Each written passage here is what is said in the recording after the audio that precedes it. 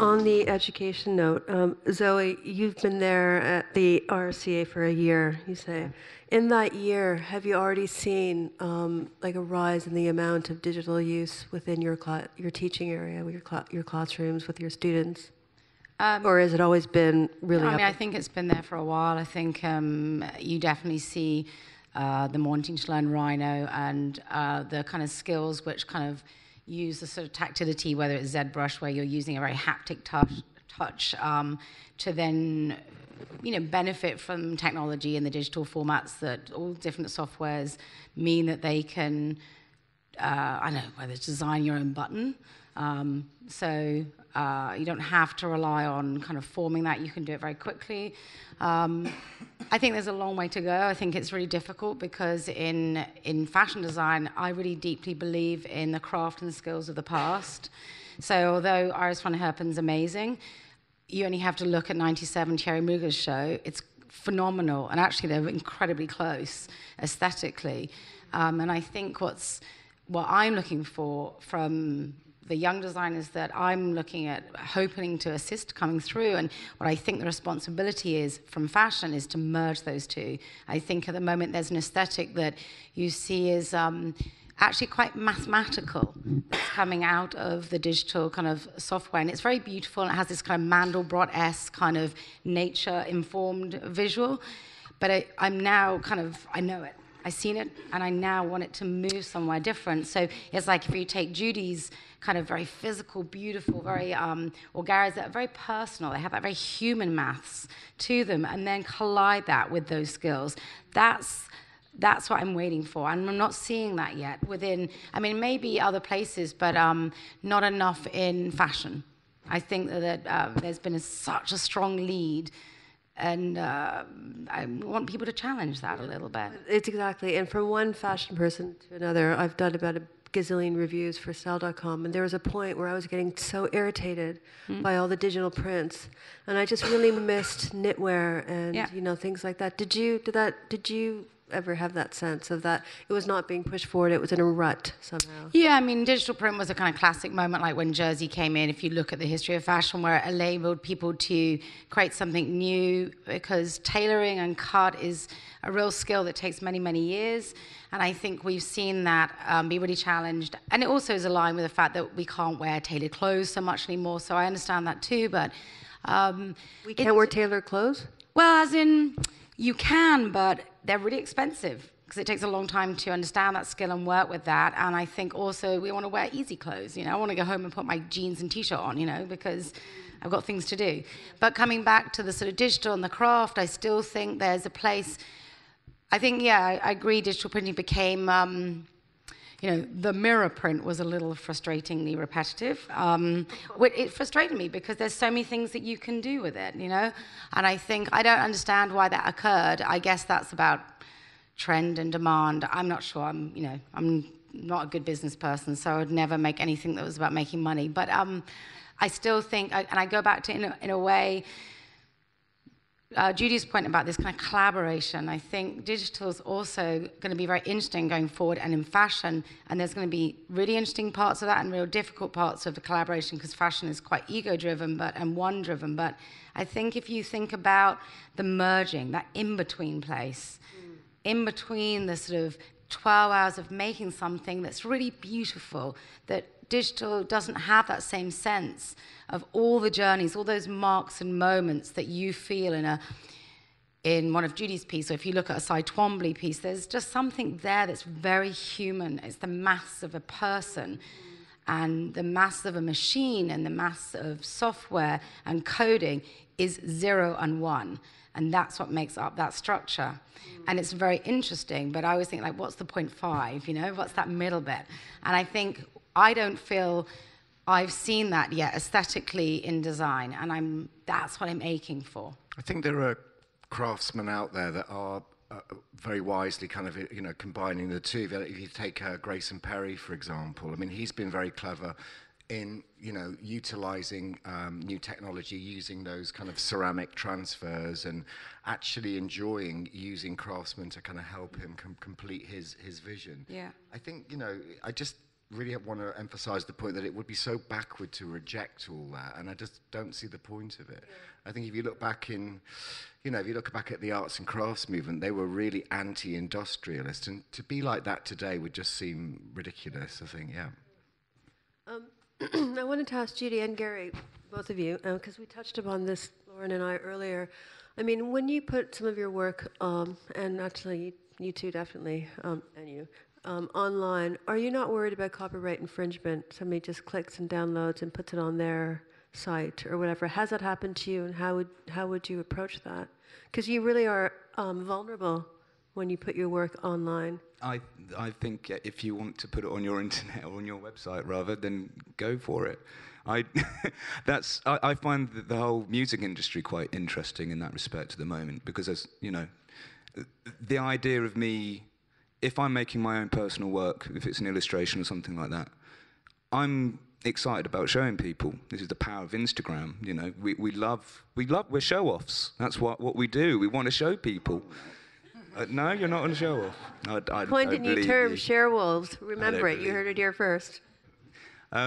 So monetizing it, in some respects, is almost backward thinking, because you know I'm selling an idea, a brand in a way. So if people want to go and kind of take an image, am I worried about them claiming it as their own? Is that what you're saying? Yeah, stealing it, copyright theft. I mean, my daughter downloaded Judy's buttons. I was thinking she wanted to put it in a project that she had for art, and I was thinking, I wonder what Judy would think about that. I mean, it could be. I mean, I've been ripped off loads. I mean, I don't. Banksy ripped you off. Right, exactly. No, that's not true.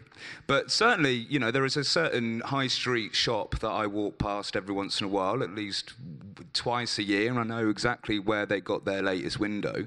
And it's frustrating to see something copied so directly and shamelessly.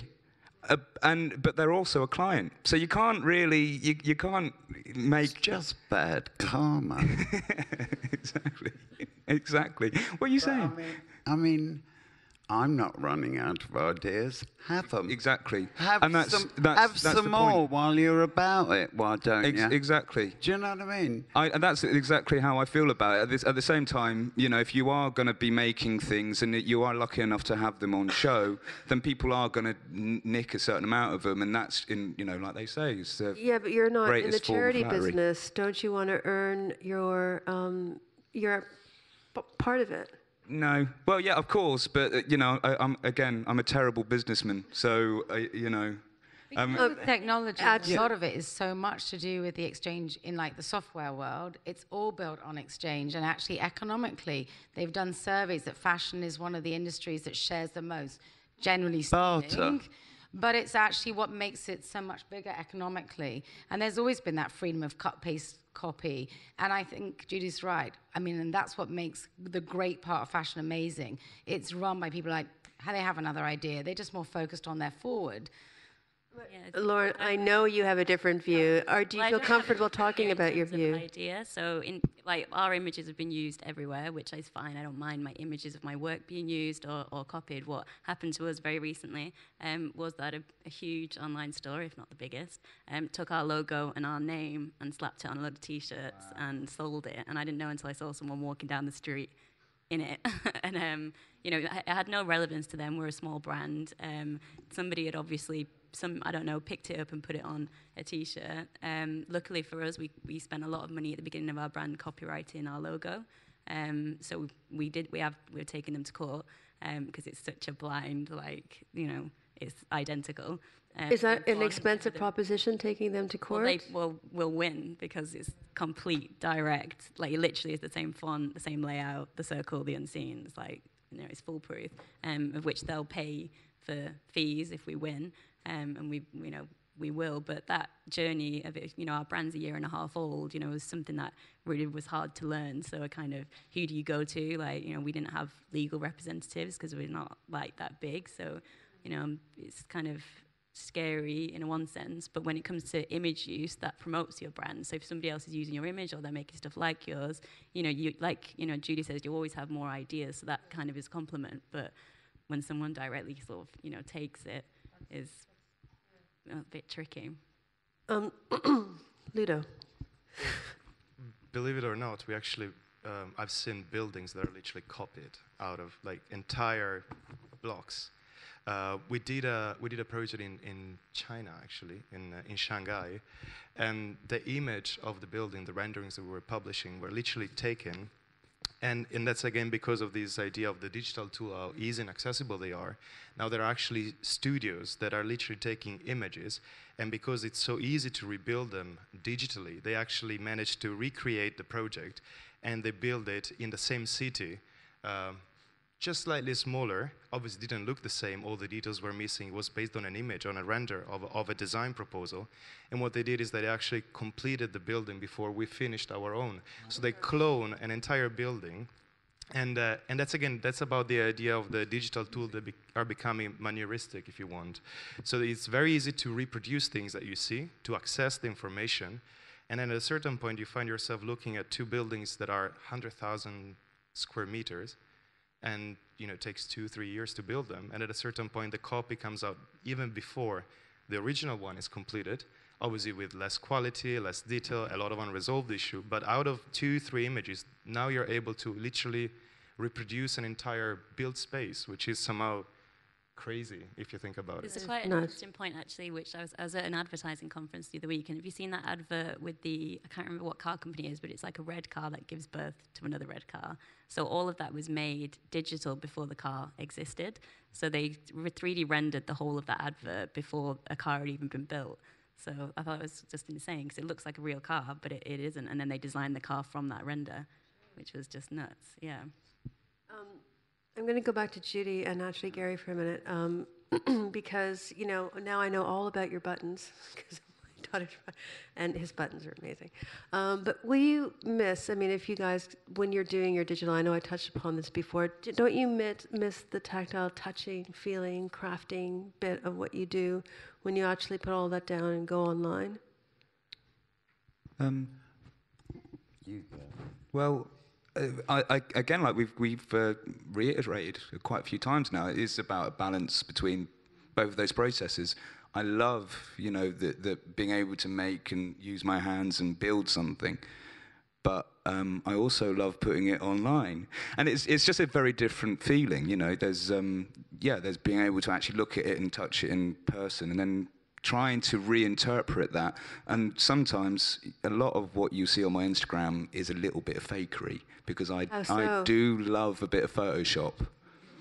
So there has been maybe a little bit of a process after, because again, it's about, okay, that doesn't translate as successfully now. Yeah. So what if it was to be tweaked a little bit? Well, the only reason I ask is because I've been having building works done in my house recently, and I've been on knee pads with, on the floor doing weird stuff that I've never done before. And then I think, oh God, I have to go and write. And then I actually miss the physical part of what I've been doing in the building work. And so that's where I thought, you know what, I could leave all the digital stuff behind and just do this. So I was just wondering, Judy, what do you think? Well, I love making things. And then sometimes when I've made it, it needs another way for me to process it, for me personally with it. So I like putting it out there, because a lot of the time I'm putting it out there with either a message or an attitude and a thought. My one thing about machines, sometimes I like spending the time to do something. And I find to sit down at a computer and look at, say, some show 20 years ago, it just doesn't grab me. I don't know. And if you don't like it, just flick it on. It's too fast for me. I like, when I'm generating ideas, I like to spend time with them.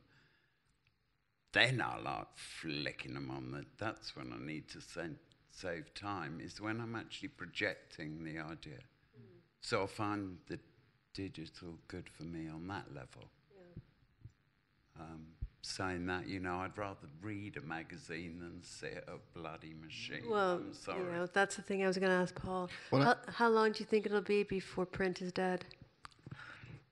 Well, I just don't think it will die. I think we've had that argument for the last few years. But there's never been a conclusion because... But if you look at printing now, you can do anything with printing as well. It's actually quite... If you go to a bookshop now, you get more exciting information in there than you could spending 3 hours on a bleeding machine. I think And we you should could buy ban- every level of it, from a fanzine to an art book, and they're all limited editions. So you know, they're all like, they print. Maybe we'll sell 1,000 of them. Maybe we'll sell 100 of them. Maybe we'll sell 10,000 of them. It's really exciting publishing at the moment. I think it's taken on a different. It's had to adapt because of the digital. It's had to adapt and make it more interesting. So it's actually passing on a piece of information. I don't get my information from a machine. I'm more likely to get it from a physical thing. So I worry about the amount of time people spend with their ideas. It makes everything very disposable if you're always doing it away from yourself. Yeah. See what I mean? I think the internet can be... I think everyone should experience the physical side of it. And then if you feel like machines are better, go and bloody do machines. But just have the experience of it. You can't put it on a machine. I'm sorry. I think you'd probably... Judy, I think you'd probably agree that what you've done over the years can't really be improved by technology. You wouldn't look at something you'd done 20 years ago and think it would be better now. Up for it. There's a challenge there, but I'm not sure it would make it better, because it is what it is. And it's a train of thought, isn't it? Yeah. I'm just saying it's important to spend time with your ideas and think about them. You know, try and be different. Don't try and be the same. If I walk into one more room with mood board across there, I think I'm going to throw up. You know what I mean? Bring something in. Yeah. If someone came in with a badge, I'd probably give them a job. You know what I mean? They came at me with a mood board. I have a printed out badge. Show me your Instagram, I'd say. You were asking about magazines being redundant or print. I mean, people have talked about, is craft redundant? You know, but they said that about vinyl records. You know, they've said that about many things, and that's not true. People. Well, who listens to vinyl here? Does anybody listen to vinyl? Quite a few people do. It's the sales of vinyl this month, I read, were way up on anything in the past. People even own stereos? Like stereo systems? It's the tactile experience is what we're talking about. Physically looking at a sleeve, looking at the liner notes. You know. There is a worry you get too nostalgic with things like that. I think it's important to mix with the modern age. That's what I'm talking about. You're talking about going in a different direction with things. I mean, computers are just a toolbox. They won't do the work for you at the end of the day. You still have to input the ideas. Interestingly, with Apple at the moment, they've introduced this new stylus thing. There's something they said they would never do. But when you actually read about it, it is quite fascinating, because it's not just about putting a stick on a screen to make something happen. It's touch sensitive. You know, you can use it like a fountain pen. I find that incredibly exciting. Whether it will turn out as good as they think it's going to, I'm not sure. So, okay, I'm only asking this question because of the big brains here, but do you think that there's a thing yet that's in your mind that you don't mind saying that hasn't been invented digitally that needs to change things, especially within, you know, teaching and things like that? I mean, I was just thinking about that because of the new dislike button on Facebook. And I just thought, what took so long, you know? Is that a scam, or is that a real thing? No, that's real. I keep reading that it's a scam. I can't work out whether it is or not. What did you hear, Gary? Well, it's only something I've thought about, because, you know, there'll be a tragedy, a news story on somebody's posted, and then like 300 people like it, and it seems like it's an odd. Exactly. It feels like there should be something that weird. says, Yeah. I appreciate, and this is awful, but I don't like this. You know, even my friend having a black eye, it's like somebody beat me up, and he puts a picture of himself on the internet, and everybody's like loving it. it. It's like, it seems a little bit inappropriate. Yeah. So when he did that, I thought, okay, what took so long? And then also, what else needs to be done in your minds without you going, I'm going to blow my big invention? But is there anything else that's missing, especially from a teaching perspective, that you think digitally can help the world? I mean, to start with, it's not about teaching. I'm not teaching. For me, I'm part of the same. I'm still learning. And so for me, it's not what's about a tool to teach. It's about what all of us want to achieve culturally. And I would like I'd like everything to become a bit three-dimensional rather than be so flat-screened.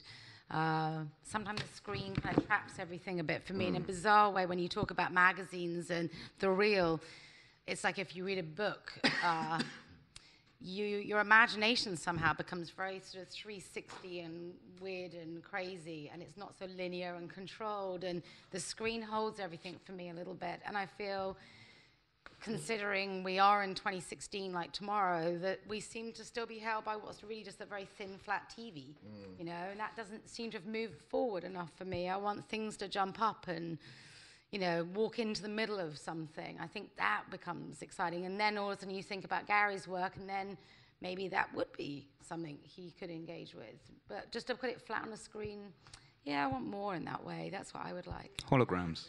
Yeah. Yeah, but more But hologram and things you can touch and move, Yeah, and it it can needs talk to to you. I don't know. Be a lot more tactile, demand. I think. I think for me, I'm sick of like digital looking digital, and you know, it being a light, or it being a bright screen, or it being even a hologram is light. You know, it's not, it doesn't have that nice sort of human quality to it yet. I mean, I'm all up for digital going biological, but that's just a whole other argument that we're not getting to right now. Yeah. But yeah, I mean, I'm more interested in a bioprinter than I am a 3D printer, for example. I don't even know what that That's means. like a What does 3D that mean? printer that prints cells. So, or tissue. You know, people having transplants at the moment. So there's a guy with an esophagus that was bioprinted or grown. That's more interesting, I think, for me. And it's where you're going to get this tactile sort of quality.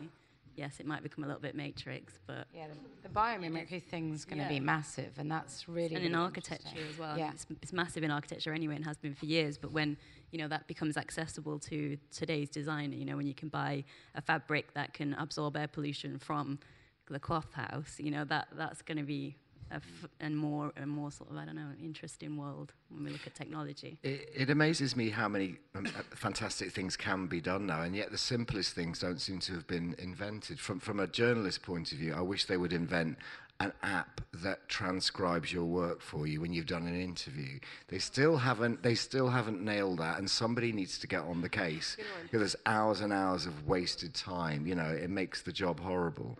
And why can you not just play somebody's voice to a computer and then transcribe it accurately?